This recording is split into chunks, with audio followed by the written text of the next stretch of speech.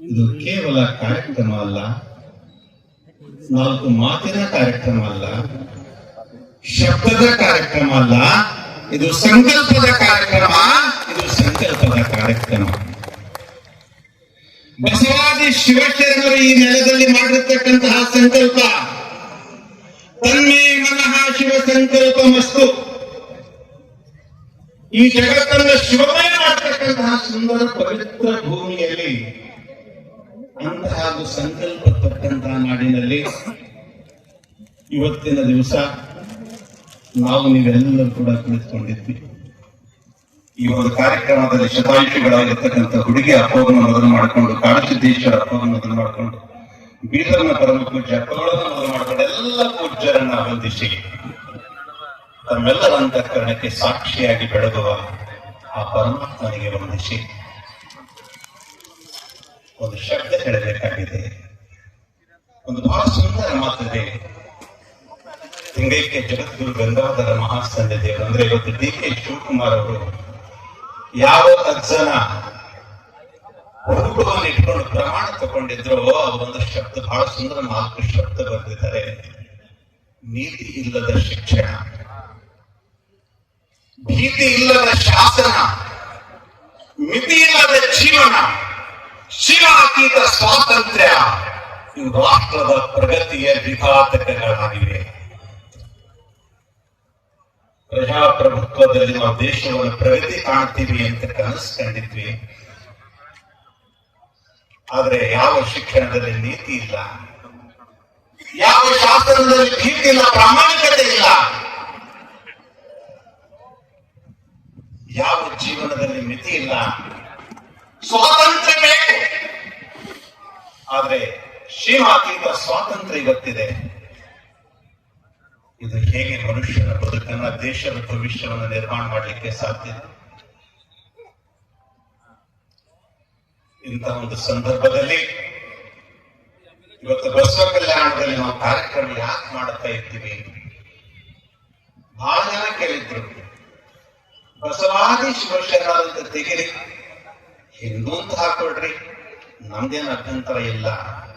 ಯಾಕೆ ಬಸವಾದಿ ಶಿವಶರಣರು ಬಸವಣ್ಣನವರು ಸಾಂಸ್ಕೃತಿಕ ನಾಯಕ, ಕರ್ನಾಟಕದ ಸಾಂಸ್ಕೃತಿಕ ನಾಯಕ ಅಂತ ಹೇಳ್ಕೊಳ್ಳಿಕ್ಕೆ ಕರ್ನಾಟಕ ಸರ್ಕಾರಕ್ಕೆ ಬರುತ್ತೆ.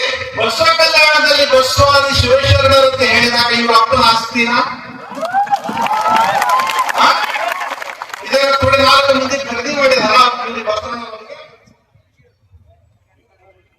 ಖರೀದಿ ಮಾಡಿಲ್ಲ, ಮಾಡಿದಾರ. ಎಷ್ಟು ದುರಂತ, ಎಷ್ಟು ನಾಲಾಯಕದ ಇವರಿಗೆಲ್ಲ ಬುದ್ಧಿ ಅದ, ವಚನ ಓದ್ಯಾರ. ಒಂದು ಭಸ್ಮವನ್ನ ತಯಾರು ಮಾಡಬೇಕಾಗಿದ್ರೆ ಬಸವಣ್ಣನವರ ವಚನದಲ್ಲಿ ಹೇಳ್ತಾರೆ, ಯಾವುದು ಪಂಚಬ್ರಹ್ಮ ಸದಾಶಿವ ಮಂತ್ರದಿಂದ ಅಭಿಮಂತ್ರಿತವಾದಂತಹ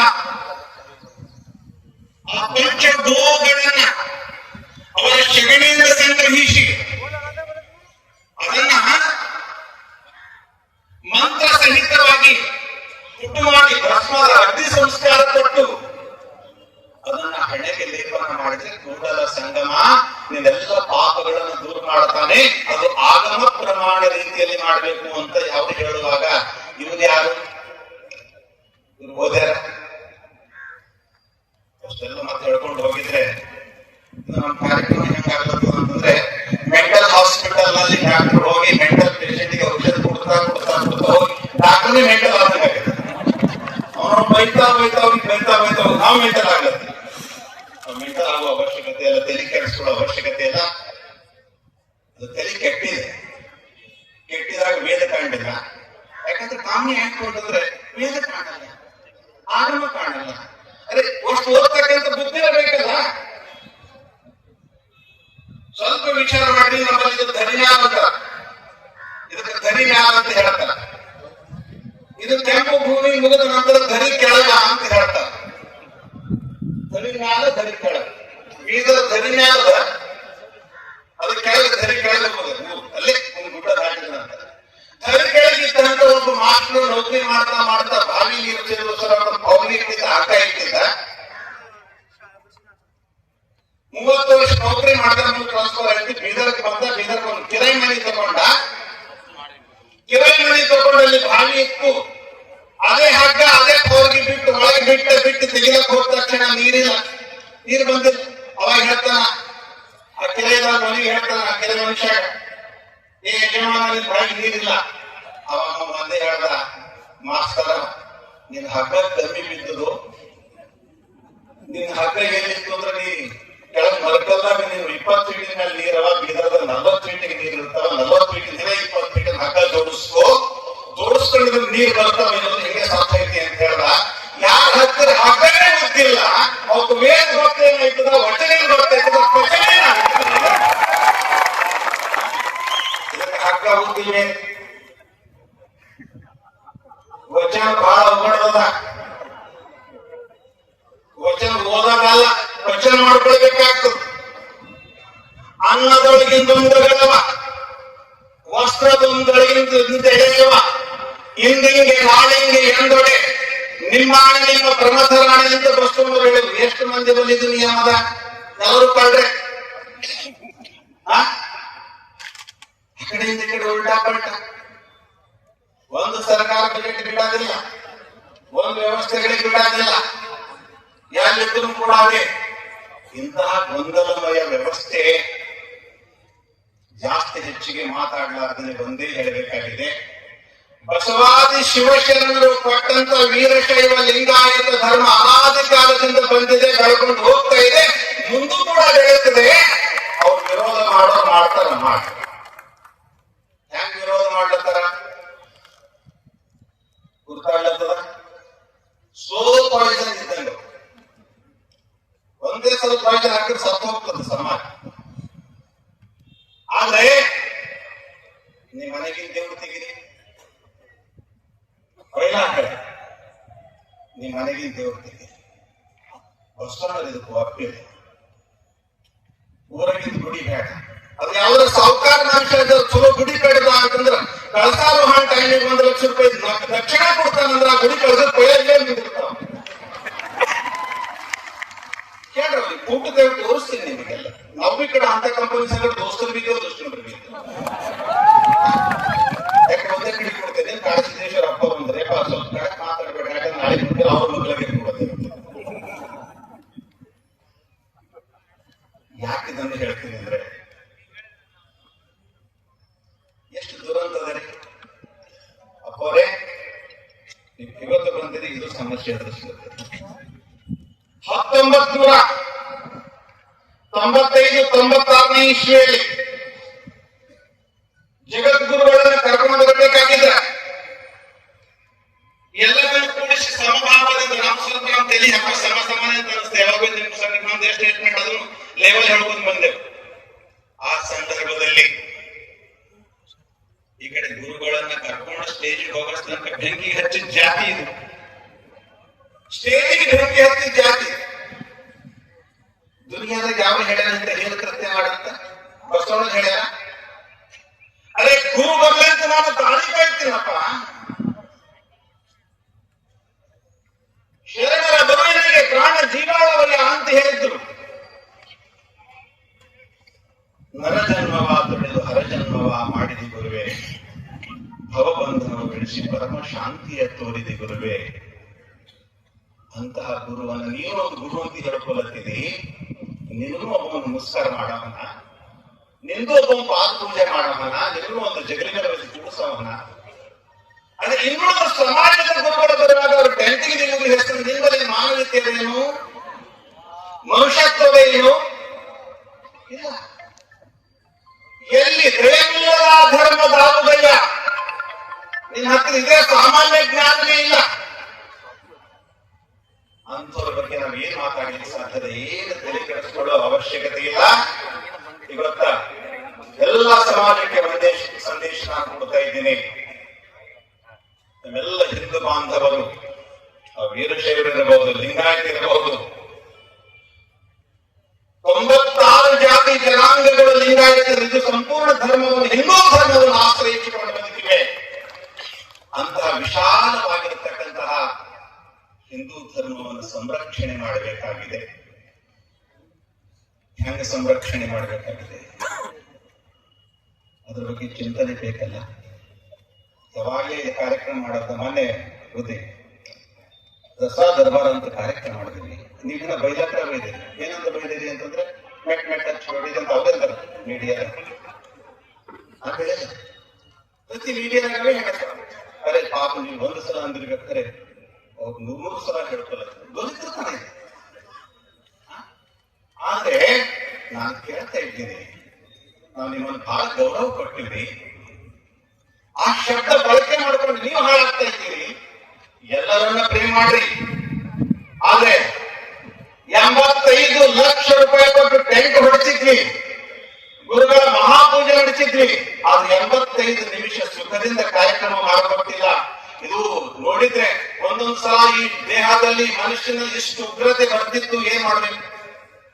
ನಮ್ ಗುರು ಹೇಳ್ದ, ಶಾಂತ ಇದು ವೀರಭದ್ರನ ಅವತಾರ ಏನ್ ಕೆಲಸಕ್ಕೆ, ಇದು ಅನುಷ್ಠಾನದ ಪೂಜೆದ ಶರಣರ ನಾಡಿನ ಪೂಜೆ ಮಾಡ್ಕೊಂಡು ಹೋಗುತ್ತಾ ಅಂತ ಹೇಳಿದ್ರು. ರೊಕ್ಕ ನಾವು ಖರ್ಚು ಮಾಡಿವಿ, ದುಡ್ಡು ನಾವು ಕೊಟ್ಟಿವಿ. ಇದು ಪ್ರಜಾಪ್ರಭುತ್ವದನ, ರಾಜಸತ್ಯ ಅದನ್ನ, ಇಲ್ಲಿ ಕಾನೂನು ಅದಾನಕ ಇಲ್ಲ ಅಂತಕ್ಕಂಥದ್ದು ನಾವು ತಿಳಿ ಹೊಡ್ಕೊಳ್ಬೇಕಾಗಿದೆ. ಅದಕ್ಕೆ ನಾನು ಹೇಳಿದೆ, ನೀತಿ ಇಲ್ಲದ ಶಿಕ್ಷಣ, ಭೀತಿ ಇಲ್ಲದ ಶಾಸನ. ನಾನು ಕೇಳಿದೆ ಪೊಲೀಸರಿಗೆ, ಯಾವ ಕಡೆ ಹಿಂಗೆ ಅಂತಂದ್ರೆ ಮ್ಯಾಲಿಂದ ಫೋನ್ ಹೊಂಟಿದ್ರಿ, ಅವ್ ಶಾಲೆ ಮನುಷ್ಯ ಯಾವ ನಿರ್ವಾಚನ ವ್ಯವಸ್ಥೆ ಜನರನ್ನ ಸಂರಕ್ಷಣೆ ಮಾಡಬೇಕಾಗಿತ್ತು. ಇದೆಲ್ಲವನ್ನು ನೋಡಿದ್ರೆ ಬಹಳ ದುರಂತದ ಅವಸ್ಥೆಯನ್ನು ಹೋಗ್ತಾ ಇದ್ದೀವಿ. ನಾನು ಸಾಮರಸ್ಯ ಸಾರ್ತಕ್ಕಂಥ ವ್ಯವಸ್ಥೆಯಲ್ಲಿ ನಿಮಗೆ ಹೇಳ್ತೇನೆ. ಲವ್ ಜಿಹಾದ್ ಆಗ್ತಾ ಇದೆ, ಆಗ್ಲತ್ತದ. ಬೇರೆ ಕಡೆ ಲವ್ ಜಿಹಾದ್ ಆದಾಗ ಲಡ್ ತಗೋ ಹುಡುಗಿ ತಗೋ ಹೊಡಿ ಕಡಿ ನಡೀತದ. ಇಲ್ಲಿ ಬಸವ ಕಲ್ಯಾಣದಾಯ್ತು, ನಮ್ದೆಲ್ಲ ಹುಡುಗರು ಫೋನ್ ಮಾಡಿದ್ರು, ಅಪ್ಪೋರೆ ಹಿಂಗಾಗಿದೆ, ಒಂದು ಹುಡುಗಿಗೆ ಈ ರೀತಿ ಆಗಿದೆ, ಏನ್ ಮಾಡ್ಬೇಕು? ನಾನು ಒಂದೇ ಹೇಳಿದೆ, ಅವ್ರ ಮನೆಗೆ ಹೋಗ್ರಿ, ಮನೆಗೆ ಹೋದ್ರೆ ನಮ್ಗೆ ಹೊಡಿತಾರ. ಸ್ಟೇಷನ್ದವ್ರಿಗೆ ಹೇಳಿದ್ರೆ ತಾನೇ ಹೊರಗಡೆ ತರ್ತಾರ. ಇಷ್ಟಾದ ನಂತರ ಕೊನೆಗೆ ಅಂತ ನಾನು ಹೇಳಿದೆ, ಕಡಿಬೇಕು ಏನ್ ಮಾಡೋದಿಲ್ಲ. ಒಂದೇ ಹೇಳಿದೆ. ಆ ಹುಡುಗಿ ಕೇಳಿದ್ರು, ಇಲ್ಲ ನಾನು ಅವನ ಜೊತೆ ಹೋಗ್ತೀನಿ. ಎಸ್ ಓಕೆ, ನೀನು ಇಟ್ಕೊಳ್ತೀನಪ್ಪ? ಎಸ್ ನಾನು ಇಟ್ಕೊಳ್ತೀನಿ. ಸರಿ, ಈಗ ಹಿಂದೂ ಹುಡುಗಿ ಆದ್ರೂ ಹುಡುಗಿನೇ, ಮುಸ್ಲಿಂ ಹುಡುಗಿ ಆದ್ರೂ ಹುಡುಗಿನೇ, ಮುಸ್ಲಿಂ ತಾಯಿ ಆದ್ರೂ ಮುಸ್ಲಿಂ ತಾಯಿನೇ, ಹಿಂದೂ ತಾಯಿ ತಾಯಿಯ ಕರಡು ಮಾತ್ರ ವೇದನೆ, ದುಃಖ, ಕಷ್ಟ ತಂದೆ ತಾಯಿ ಅನುಭವಿಸ್ತಾರೆ. ನಾನು ಒಂದೇ ಹೇಳಿದೆ, ಕಡೆದು ಇದು ಅರ್ಥದಲ್ಲ. ಎಷ್ಟು ಜನ ಅಪ್ಪ ಆ ಮನುಷ್ಯನಿಗೆ ಹೆಣ್ಮಕ್ಳು ಅಂದ್ರೆ 4 ಜನ ಹೆಣ್ಮಕ್ಳು ಇರ್ತಾರೆ ಆ ಮನುಷ್ಯನಿಗೆ. ಅಂದ್ರೆ ಆ ಹುಡುಗನಿಗೆ 4 ಜನ ಅಕ್ಕರಿಗೆ ಇದ್ರು. ನಮ್ಮ ಹುಡುಗರಿಗೆ ಹೇಳಿದೆ, ಎಷ್ಟು ಜನ ಇದ್ರು ನೀವು? ನಾವು 100 ಜನ ಇದ್ದೀವಿ. ಒಂದು ಆಫರ್ ಕೊಡೋದು ಏನಂತಂದ್ರೆ, ನಾವು 100 ಜನ ಇದ್ದೀವಿ, ಇದ್ರಾಗ ಇಂಜಿನಿಯರ್ ಡಾಕ್ಟರ್ ಇಲ್ಲ, ಇದ್ರಾಗ ನಿಂದ ಒಂದು ಹುಡುಗಿ ಕೊಡು, ನಾನು ಹುಡುಗಿ ತಗೊಂಡು. ಇದು ಸಾಮರಸ್ಯ. ಕರೆಕ್ಟ್ ಅದಲ್ರಿ? ಡಿಪಾರ್ಟ್ಮೆಂಟ್ ಹೋಗ್ಬೇಕು. ಸಾಮರಸ್ಯ ಪ್ರೇಮ್ ಹೋಗಿದ್ರೆ ನಮ್ದೊಂದು ಹುಡುಗಿ ಬಲಿ ಆಗಬಾರ್ದು. ಅವಾಗ ಹೇಳಿದ ತಕ್ಷಣ ಅವ್ರ ತಂದೆಗೆ ಎಲ್ಲೆಲ್ಲೂ ಸಿಟ್ಟು ಬರ್ತದೆ. ತೆರೆ ವಜಾಸೆ ಮೇರಾ ಬೇಟಿ ಕಾ ಇಜ್ಜತ್ ಲೂಟ್ ಗಯೇ ಮಾರಿ ಅಂತ ಬಯಸು ಮಾಡ್ತಾನ. ಅವಾಗ ತಕ್ಷಣನೇ ಇವರು ಹುಡುಗರು ಕೇಳ್ತಾರೆ, ಆ ಹುಡುಗಿರು ಎದುರು ನಿಲ್ತದ. ಅವಾಗ ಏನಮ್ಮ ನೀನ್ ತಗೊಂಡು ನಿನ್ ಜೊತೆ ಹೋಗ್ತೀಯ ಅಂತಂದಾಗ ಅವ ಹೇಳ್ತಾನೆ, ನಮ್ಮ ಅಕ್ಕಗೂ ಕೂಡ ನಮ್ಮ ತಂಗಿಗೂ ಕೂಡ ನಾನು ನಿಖಿ ತಕೊಂಡು ಹೋಗಲ್ಲ ಅಂತ ಬೈಕೊಂಡು ಹೊಡ್ಕೊಂಡು ಇವತ್ತು ಅದಕ್ಕೆ ಒಂದು ಸೇವಾ ಕೇಂದ್ರದಲ್ಲಿ ಇಟ್ಟು ಪ್ರಶಿಕ್ಷಣ ಕೊಟ್ಟು ಬದುಕು ಕಟ್ಟಿಸ್ತಾ ಇದ್ದೀವಿ. ಇದು ಯಾರು ಮಾಡಿದ್ರು ಅಂದ್ರೆ ಬಸವ ಕಲ್ಯಾಣದ ಗೌರವರು ಮಾಡಿದ್ರು. ಇದು ನಮ್ಮ ಸಾಮರಸ್ಯ, ಇದು ನಮ್ಮ ಪ್ರೇಮ. ಯಾಕೆ ನಮ್ಮ ಕೈಲಿ ಈ ವಿಚಾರ ಮಾಡಿದೆ ಅಂತಂದ್ರೆ, ಹಿಂದೂ ಹುಡುಗಿಯ ತಾಯಿ ಎಷ್ಟು ಹೇಳ್ತಾರೆ, ಮತ್ತೆ ಮುಸ್ಲಿಂ ಹುಡುಗಿ ತಾಯಿನೂ ಕೂಡ ಹೇಳ್ತಾರ. ಆ ತಾಯಿಯ ವೇದನೆಯನ್ನು ಅರ್ಥ ಮಾಡ್ಕೊಳ್ಬೇಕಾಗಿದೆ. ಮುಂದೆ ನಮ್ಮ ಗೋ ಸೇವಕರಿಗೆ ಒಂದು ಮಾತು ಹೇಳ್ತೀನಿ. ಗೋ ಸೇವೆ ರಕ್ಷಣೆಯಾಗಿ ಹೋಗ್ಬೇಕು ನಮ್ಮ ಧರ್ಮ. ಆದ್ರೆ ಒಬ್ಬನೇ ಹೋಗಿ ನಾನು ಹಿಡಿತೀನಿ, ನಾ ಮಾಡ್ತೀನಿ ಅಂದ್ರೆ ನಿನ್ ಮೂರ್ಖತನ. ಸತ್ತಿದ್ರೆ ಒಂದು ಆಕಳ ಸಾಯಿ. ನೀನ್ ಹಿಡಿಬೇಕಾಗಿದ್ರೆ ನಿನ್ ಜೊತೆ 100 ಜನ ಇದ್ದು ಅದನ್ನ ಎದುರಿಸ್ತಕ್ಕಂಥ ತಾಕತ್ತಿದ್ರು ಹೋಗು, ಇಲ್ಲದ್ರೆ ನೀನ್ ಬದುಕಿಸ್ಕೋ. ನಾಳೆ ನೀ 1000 ಆಕಳಗಳನ್ನ ರಕ್ಷಿಸಬಹುದು. ನೀ ಸತ್ತೋದ್ರೆ ಏನ್ ಕೆಲಸಕ್ಕೆ ಬರ್ತಕ್ಕಂಥದ್ದು? ಆವೇಶ ಚಲೋ ಅಲ್ಲ. ಉದ್ವೇಗ ಚಲೋ ಅಲ್ಲ ಅಂತಕ್ಕಂಥದ್ದು ಈ ಸಂದರ್ಭದಲ್ಲಿ ನಾನು ಹೇಳ್ತಾ ಇದ್ದೀನಿ. ಈ ಒಂದು ಸುಂದರವಾಗಿರ್ತಕ್ಕಂಥ ಕಾರ್ಯಕ್ರಮ ನಾವೆಲ್ಲರೂ ಕೂಡ ನಮ್ಮ ಸಂಸ್ಕೃತಿಯನ್ನು ರಕ್ಷಣೆ ಮಾಡಬೇಕಾಗಿದೆ. ಎಲ್ಲಿ ನಮ್ಮನ್ನು ಹಾಳು ಮಾಡತ್ತಾರ? ನಾಳೆನೇ ಬರ್ತದೆ ಬಸವ ಪಂಚಮಿ. ಎಷ್ಟು ಸುಂದರ ಶಬ್ದ. ನಾಗ ಪಂಚಮಿ ಬಸವ ಪಂಚಮಿ. ಆ ಬಸವ ಪಂಚಮಿ ದಿವಸ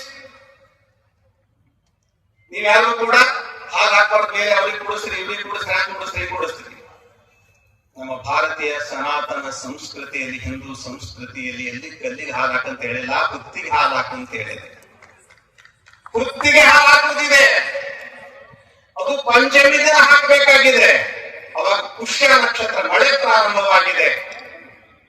ಪುಷ್ಯ ನಕ್ಷತ್ರ ಮಳೆ ಪ್ರಾರಂಭವಾದಾಗ ಪ್ರತಿ ಮನೆಯಿಂದ ಒಂದು ಬಟ್ಟಲ ಹಾಲು ಕುತ್ತಿಗೆ ಹಾಕಿದಾಗ ಆ ಮಳೆ ನೀರು ಜಿನಿ ಜಿನಿ ಮಳೆ ನೀರು ಆ ಹುತ್ತಿನ ಒಳಗಡೆ ಹರಿದು ಹೋಗ್ತದ. ಅಲ್ಲೇನು ಕಠೋರವಾಗಿರ್ತಕ್ಕಂಥ ಕಲ್ಲೇನಿದೆ ಆ ಕಲ್ಲನ್ನು ಹೊಡೆದು ತನ್ನ ಬಾಯಿಯ ಕಣದಲ್ಲಿ ಆ ಬಿಳಿ ಇರುವೆ ಬನ್ನಿ ಕೂಡ ಅದನ್ನ ಮೇಲೆ ತಂದು ಹಿಡಿತದ. ನಿಮಗ್ ಬದುಕು ಸಲುವಾಗಿ ವಾಟರ್ ರಿಚಾರ್ಜ್ ಮಾಡ್ಕೊಂಡಿರ್ತದ, ಅದು ಕಾರಣ ಅಂತ ಹೇಳ್ತಾರೆ. ಮುಂದೆ 3 ಫೀಟ್ ಕೆಳಗಡೆ ಇರತಕ್ಕಂಥ ಮಣ್ಣಿನಲ್ಲಿ ಮೈಕ್ರೋ ನ್ಯೂಟ್ರಿಯನ್ಸ್ ಇದೆ. 1 ಫೀಟ್ ಮೇಲ್ಗಡೆ ಇರತಕ್ಕಂತಹ ಮಣ್ಣಿನಲ್ಲಿ ಜೀವಕೋಶಗಳಿವೆ. ಅವೆರಡೂ ಹುತ್ತಿನ ಮೇಲೆ ಬಿದ್ದಂತ ಮಣ್ಣನ್ನು ತಂದು ಗಣಪತಿ ಮಾಡುವಂತ 40 ದಿವಸದ 30 ದಿವಸದ ನಂತರ ಬರುತ್ತದ 1 ಕಿಲೋ ಗಣಪತಿ. ಕನಿಷ್ಠ ಪಕ್ಷ 1 ಲಕ್ಷ ಮೌಲ್ಯದ ಗೊಬ್ಬರನ್ನ, ಜೀವಕಣಗಳನ್ನ, ಜೀವಕೋಶಗಳನ್ನ, ಜೀವ ಸೆಲ್ಸ್ಗಳನ್ನ ಮಣ್ಣಿಗೆ ತಾಕತ್ ಕೊಡ್ತಕ್ಕಂಥದ್ದು ದೊಡ್ಡದಿದೆ. ಸಣ್ಣದೊಂದು ಜೀವಕೋಶದ ಪ್ಯಾಕೆಟ್ ನಾವು ತರಲಿಕ್ಕೆ ಹೋಗಿದ್ರೆ ಅದ್ರ ಕಿಮ್ಮತ್ತು 10,000 20,000 ಗಟ್ಟಲೆ ಹೇಳ್ತಾರೆ. ಇದು ಅಂಧಶ್ರದ್ಧೆನಾ? ಇವರಿಗೆ ಬುದ್ಧಿನೇ ಇಲ್ಲ, ಅಧ್ಯಯನ ಮಾಡಿಲ್ಲ, ಸಂಶೋಧನಾತ್ಮಕ ಚಿಂತನೆ ಇಲ್ಲ. ಇನ್ನೊಂದು ಖತರ್ನಾಕ್ ವ್ಯವಸ್ಥೆ ಮನೆಗೆ ದೇವರು ತೆಗೀರಿ. ನಮ್ಮಲ್ಲ ಬಂದ ನಾನು ಗೊತ್ತಿದ್ದಿಲ್ಲ ದೇವರು ತೆಗೀರಿ ಅಂತ. ಒಬ್ಬ ಬಂದ್ ಹಾಕೋರೆ 20 ವರ್ಷ ಹಿಡಿದು ನೋಡ್ಲತ್ತೀರಿ, ನಿಮ್ ಮಠ ಹೆಂಗದ ಹಂಗೆ ಅದ, ಏನ್ ದೊಡ್ಡದು ಬೆಳೆದಿಲ್ಲ, ಏನ್ ಮಾಡಿಲ್ಲ. ನೀವು ನಂದು ಯಾರು ಮಾತು ಕೇಳ್ರಿ, ನೋಡ್ತಾ ನೋಡ್ತಾ ನಿಮ್ ಮಠ ಹೆಂಗ್ ದೊಡ್ಡದು ಮಾಡಿರ್ತೀನಿ ಅಂತ. ಏನು ಈ ನಂಬರ್ ಹೇಳ್ತೇನೆ ಅಥವಾ ಮತ್ತೇನೋ ನನಗೆ ಜಾಗ ಮಾಡ್ಕೊಡ್ತೇನೆ ಅಂತ ಕೇಳ್ದ. ಅವ ಬಂದೇ ಹೇಳ್ದ, ನಿಮ್ದೆಲ್ಲ ದೊಡ್ಡ ದೊಡ್ಡ ಶಿಷ್ಯರ ಮನೆಯವರಿ, ಗೌಡರು, ದೇಶಮುಖರು, ದೇಶಪಾಂಡೆ ಅಂಥವ್ರ ಮನೆಯೊಳಗ ದೇವರುಗಳು ಇರ್ತಾರೋ, ಆ ಪಂಚಲೋಹಗಳಿಂದ ಪಂಚಧಾತುಗಳಿಂದ ನಿರ್ಮಾಣವಾದಂತ ದೇವರು ಇರ್ತಾರೋ, ಆ ದೇವರು ನೀವು ತಗೋರಿ, ದೇವರು ತೆಗಿ ಅಂತ ಹೇಳ್ರಿ, ನಾನು ಕೊಟ್ಟು ಇಟ್ರಿ. ಆ ದೇವರು ನೀವು ತನ್ನ ಮಠದ ಚೆಕ್ ಹೆಂಗ್ ಮಾಡಬೇಕು ಅಂತಂದ್ರೆ ಹಿಂಗ ಅಕ್ಕಿ ಹಿಡಿಬೇಕು. ನೀವು ಮಾಡಿ ನೋಡ್ರಿ, ಈಗ ನಿಮ್ಮ ಮನೆ ದೇವರು ಇತ್ತು ಅಂತಂದ್ರೆ ಹಿಂಗ ಅಕ್ಕಿ ಹಿಡಿದ್ರಿ ಅಥವಾ ಬಟ್ಟಿ ಒಳಗೆ ಅಕ್ಕಿ ಕಟ್ಟಿ ಹಿಂಗ ಸಮೀಪ ಹಿಡ್ರಿ, ಅದು ಸುಟ್ಟತ್ತು ಅಂತಂದ್ರೆ ಅದ್ರೊಳಗೆ ಅಲ್ಫಾ, ಬೀಟಾ, ಗಾಮಾ ಅಂತ 500 ವರ್ಷದ ನಂತರ ತಂದರೆ ಸೃಷ್ಟಿ ಆಗ್ತದೆ. ಅದ್ರ ಕಿಮ್ಮತ್ ಎಷ್ಟು ಅಂದ್ರೆ 1 ಕೆಜಿ ದೇವರಿಗೆ 1,100,000 ಕೋಟಿ ರೂಪಾಯಿ.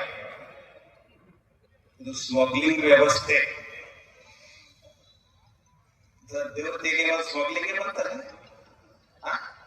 ಅರ್ಥಕ್ಕೆ ನಮ್ಮ ಜನ, ಮುಕ್ತ ಜನ ಭಾವುಕರಾಗಿ ಹೋಗ್ತಕ್ಕಂಥದ್ದು. ಮುಂದೆ ಯಾವ ಹಳೆ ದೇವ್ರನ್ನು ಕೂಡ ಎಲ್ಲೂ ತೆಗಿಲಿಕ್ಕೆ ಹೋಗ್ಬೇಡ, ಹೇಳಿದ ಪ್ರಯೋಗ ನೋಡ್ರಿ ಹಿಂಗಿತ್ತು ಅಂತಂದ್ರೆ ಉದ್ಧಾರ ಮಾಡ್ತಾರೆ.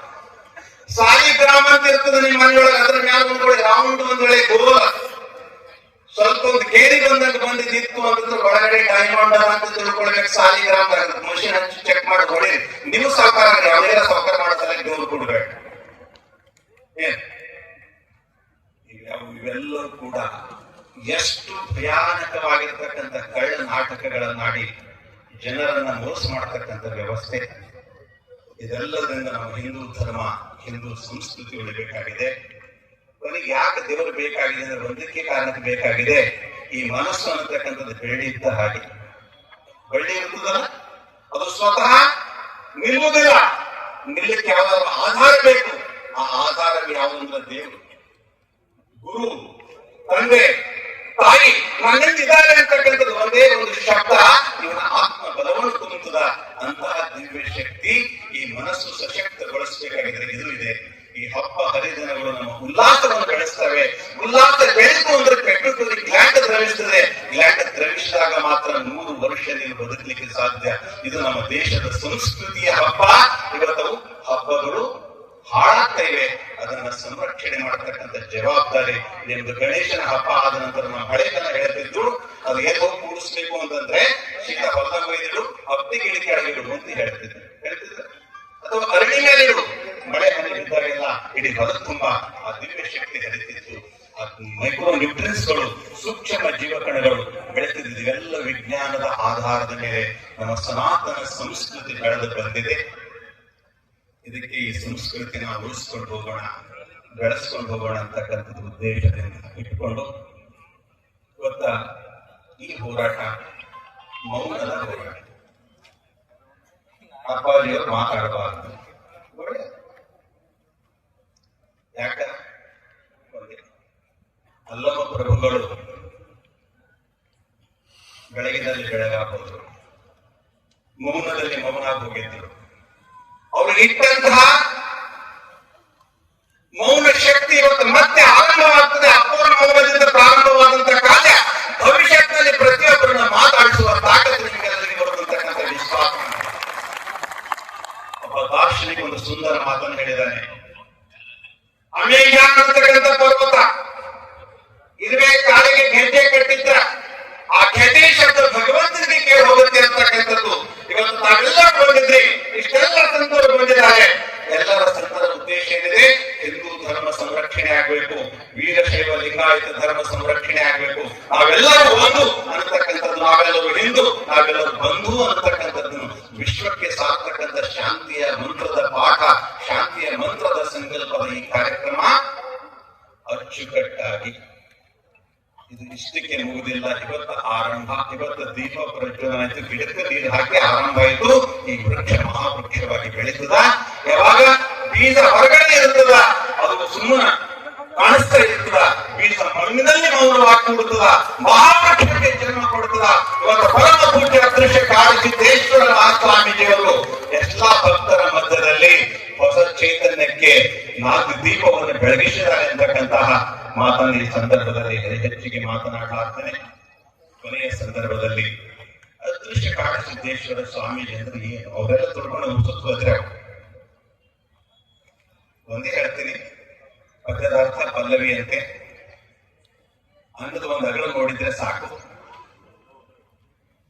ನೀವೆಲ್ಲರೂ ಕಟಿಂಗ್ ಮಾಡಿಸ್ಕೊಳ್ತೀರಿ, ಮಾಡ್ಕೊಳ್ತೀರಿ. ಆ ಕಟಿಂಗ್ ಮಾಡ್ಕೊಂಡು ಬಿದ್ದಂತ ಕೂದಲು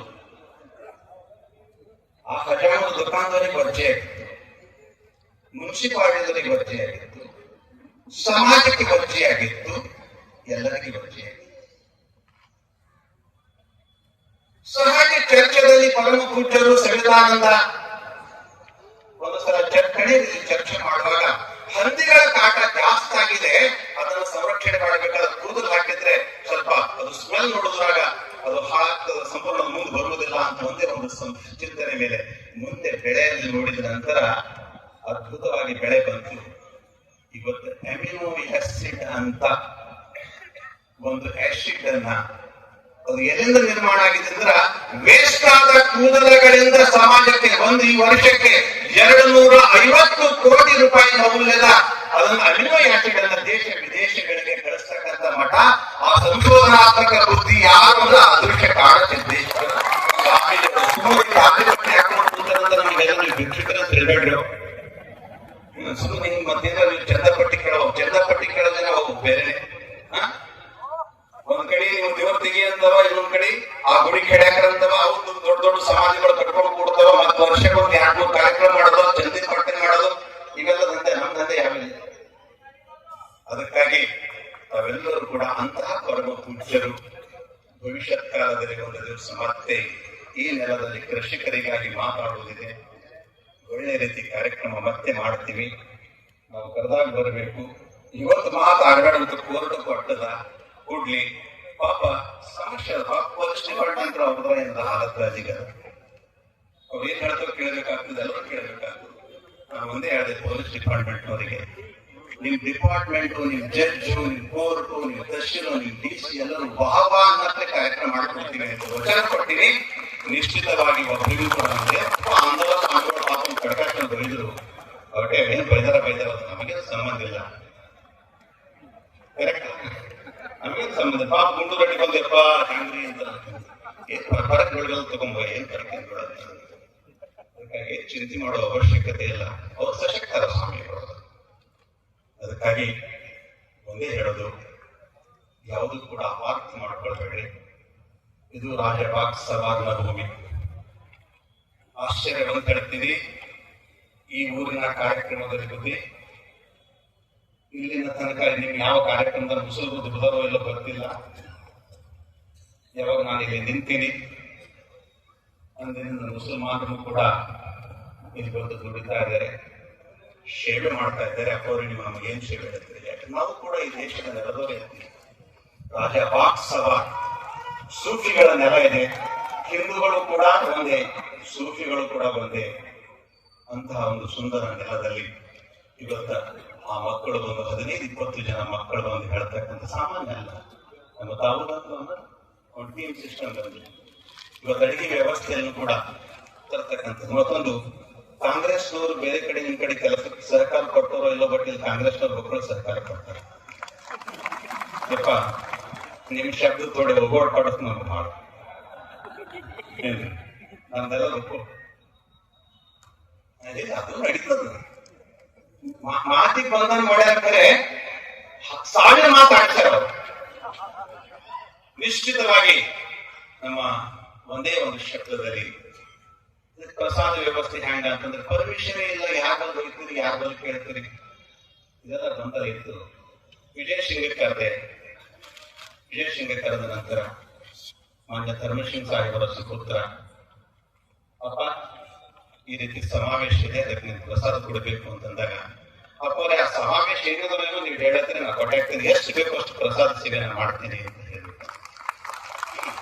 ಅದಾದ ನಂತರ ಟೀಮಿಗೆ ಅವ್ರೆಲ್ಲ ಟೀಮ್ ಅಲ್ಲಿ ಹೋಗಿ ಕೆಲಸ ಮಾಡ್ತಾ ಇದ್ದೆ. ನಮ್ ಗುಂಡು ರೆಡ್ಡಿ ನಾವು ಕಾಂಗ್ರೆಸ್ BJP ಹೆಣ್ಣನ್ನು ಗೊತ್ತಾಗಿಲ್ಲ. ಪಾಪ ಹಾಲತ್ ಮತ್ತೆ ಪಕ್ಷದ ಉಚ್ಚಾಟನೆ ಮಾಡ್ತಾವೋ ಇಡ್ತಾವೋ, ಅದಕ್ಕೆ ಆಂದೋಲನ ಅಪ್ಪರಿಗೆ ಕೊಡ್ಬೇಡ್ರಿ ಗೌರವ ಅಂದೆಂದಿಗೆ ಹೇಳ್ತೀವಿ. ಅದ್ರ ನಿಮ್ಮ ಬಾಂಬ್ ಹಾಕಿದ್ರಿ ಎಲ್ಲರೂ ಜೋರಿ ನೋಡಿದ್ರಿ. ಆದ್ರೂ ಕೂಡ ಏನ್ ಬರ್ಕತ್ತಿಲ್ಲ. ನಿಮ್ ಬಾಂಬ್ ಒಂದ್ ದಿವಸ ಕೆಲಸ ಮಾಡ್ತದ, ಅದು ನಮ್ಮ ನೈಟ್ರೋಜನ್ ಆಗಿ ಪ್ರಕೃತಿಯಲ್ಲಿ ಕೆಲಸ ಮಾಡ್ತದ ಅಂತ ಹೇಳಿ ನಮ್ಮ ಗುಂಡು ರೆಡ್ಡಿ ಬಹಳ ಕಷ್ಟಪಟ್ಟ. ಜೊತೆಯಲ್ಲಿ ಒಬ್ಬನ ಹೆಸರು ಹೇಳಿದ್ರೆ ಮತ್ತೆ ಸಿಟ್ಟು ಬಂದದ್ದು. ಕನಿಷ್ಠ ಒಂದು 100 ಸಾವಿರಾರು ಜನ ತರುಣರು, ಒಬ್ಬರಲ್ಲ ಇಬ್ಬರಲ್ಲ, ಎಲ್ಲರೂ ಕೂಡ ದೊಡ್ಡದವರು. ಎಲ್ಲಕ್ಕಿಂತ ದೊಡ್ಡದು ಈ ಕೆಲಸದಲ್ಲಿ ನಮ್ಮ ಸ್ವಾಮಿಗಳು, ಗುಣಲಿಂಗ ರುದ್ರ ಮುನಿ ಶಿವಾಚಾರ್ಯ ಸ್ವಾಮಿಗಳು, ಮುಚ್ಚಳಂಬ ಸ್ವಾಮಿಗಳು. ಅವ್ರ ಅನ್ಬೇಕು, ಯಾಕೆ ಜೋರೇ ಸಾಲ ಹೋಗ್ಯದ್ರಿ ಅಂತಂದ್ರೆ ವಯಸ್ಸರಿಗೆ ನಾನು ಕಳಿಸೋದು ಸುರು ಅಲ್ಲಿಂದ ಶುರು ಆಯ್ತು. ಒಂದೇ ಹೇಳಿದೆ, ಸ್ವಲ್ಪ ಅದು ವಿಚಿತ್ರ ಭಾಷೆ ಸ್ಟೇಟ್ಮೆಂಟ್ ಬಂತು, ಸ್ವಲ್ಪ ಜವಾರಿ ಭಾಷೆದಾಗ ಬಂತು. ಇಲ್ಲೆಲ್ಲ ಸ್ವಾಮಿಗಳು ಬೈತಾರಂತ್ರಿ, ಹಂಗಂತ್ರಿ ಹಿಂಗಂತ್ರಿ ಅಂತ ತಕ್ಷಣ ಗಣೇಶ ಸ್ವಾಮಿಗಳು ತಲೆ ಕೆಟ್ಟದ ಅಂತ ನಾನು ಅಲ್ಲಿ ನಡೆದು ಶುರು ಮಾಡಿದ ಮಾತು ವೈರಲ್ ಆಯ್ತು. ಸ್ವಾಮಿಗಳು ಎಂದೂ ಕೂಡ ಬೈದವರೆಲ್ಲ, ಲೋಕ ಕಲ್ಯಾಣಕ್ಕಾಗಿ ತಾಯಿ ಮಾತಾಡ್ತಾಳೆ. ಈ ಸತ್ತರ ಹೋಗೋದಿತ್ತು ಅಂತ ಮಗನಿಗೆ ಅಂತಾಳ, ಅದ್ರ ಮಗ ಸಾಯ್ತದ ನೋಡ್ತಾಳೆ ತಾಯಿ. ಮಗನ ಹುಚ್ಚ ಪ್ರೇಮಕ್ಕಾಗಿ ಶಕ್ತಿ ಕೊಡುತ್ತಾರೆ. ಆ ಹುಚ್ಚ ಪ್ರೇಮ ಯಾವುದು ಅಂದ್ರೆ ಅದೃಶ್ಯ ಕಾಲಸಿದ್ದೇಶ್ವರ ಸ್ವಾಮೀಜಿಗಳು ಅಂತಕ್ಕಂಥದನ್ನ ಈ ಸಂದರ್ಭದಲ್ಲಿ ಹೇಳಿ, ಕೊನೆಗೆ ಎಲ್ಲ ಬಂದಂತಹ ಸತ್ಪುರುಷರ ಒಂದು ಪ್ರಸಾದ ಸೇವೆಗಾಗಿ ಬಸವರಾಜಿಗೆ ಹೇಳಿದ ನಾನು, ಬಸವರಾಜ ಸ್ವಾಮಿ ಅವನು ಕಾಂಗ್ರೆಸ್ ಮನುಷ್ಯನೇ,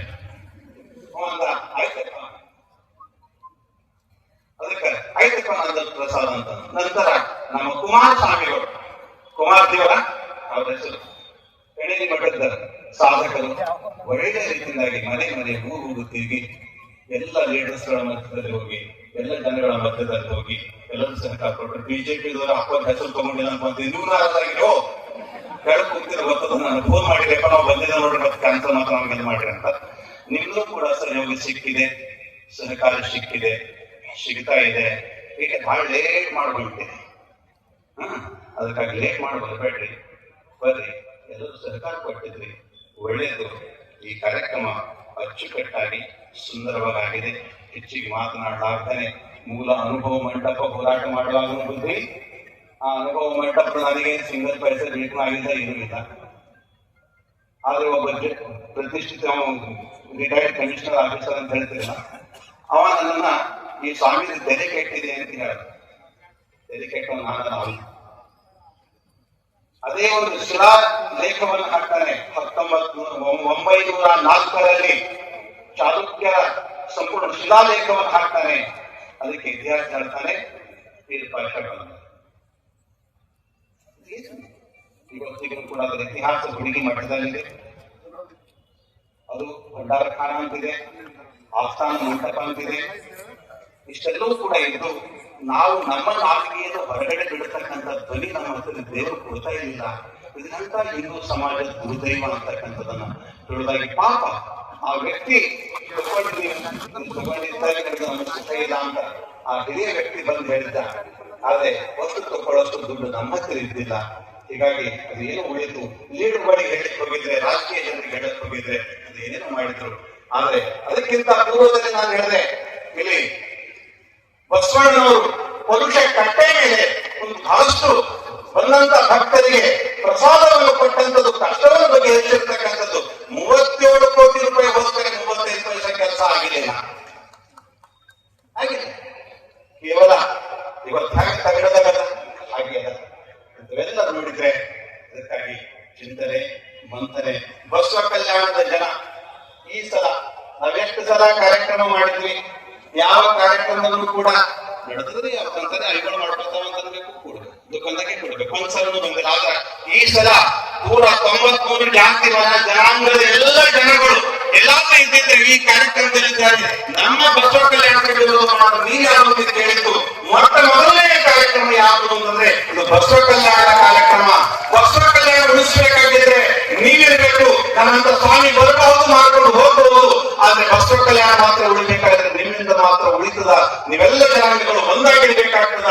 ದೇವಸ್ಥಾನ ಉಳಿಬೇಕಾಗಿದ್ರೆ, ಅನುಭವ ಮಂಟಪ ಉಳಿಬೇಕಾಗಿದ್ರೆ, ಪುರುಷ ಕೊಟ್ಟೆ ಉಳಿಬೇಕಾಗಿದ್ರೆ, ಇಲ್ಲಿನ ಸಂಸ್ಕೃತಿ ಉಳಿಬೇಕಾಗಿದ್ರೆ ನಿಮ್ ಸಹಯೋಗಿ ಇರ್ಲಿ ಅಂತ ಹೇಳಿ ಹೆಚ್ಚಿಗೆ ಮಾತನಾಡಲಾಗ್ತೇನೆ. ಎಲ್ಲ ಪೂಜ್ಯರ ಆಶೀರ್ವಾದ ಸದೈವ ಇರ್ಲಿ. ಜೊತೆಯಲ್ಲಿ ನಾವು ಲಿಂಗಾಯತ ಹಿಂದೂಗಳಲ್ಲ ಅಂತ ಮುಂದೆ ನೀವು ಕಾಂಪ್ಲೇಂಟ್ ಮಾಡೋದು ಬೇಡ. Lingayat A, Lingayat B. ನಾವು ಲಿಂಗಾಯತ್ ಬಿ ಇದ್ದೇವೆ. ಲಿಂಗಾಯತ್ ಎ ಯಾರು? ಅವ್ರು ಪರ್ಮಿಷನ್ ಕೊಟ್ಟಾರ, ಕುಡಿದಾಗ ಬರ್ತದ, ಖಂಡ ತಿಲ್ಲಕ್ ಬರ್ತದ. ಅವರೆಲ್ಲ ಹೇಳ್ಯಾರ ಅಂತ. ಆ ತರ ಅವಾಗ ಜಗಳ ಆಡೋ ಮನೆ ಹೊರಗೆ ಹಾಕ ಅವ್ರು ಮಾಡ್ತಾರೆ. ನಾವು ನಮ್ಮ ಮನೆಗೆಲ್ಲ ದೇವರು ಇರ್ತದ, ಜಗಲಿ ಇರ್ತದ, ಮನೆಗೊಬ್ಬ ಗುರು ಇರ್ತಾನೆ, ಗುರು ಪರಂಪರೆ ಇದೆ, ಕುಲ ದೈವತೆ ಇದೆ. ಇದೆಲ್ಲ ಕಡೆ ವೀರಶೈವ ಲಿಂಗಾಯತ ಪರಂಪರೆ ನಮ್ದಿದೆ.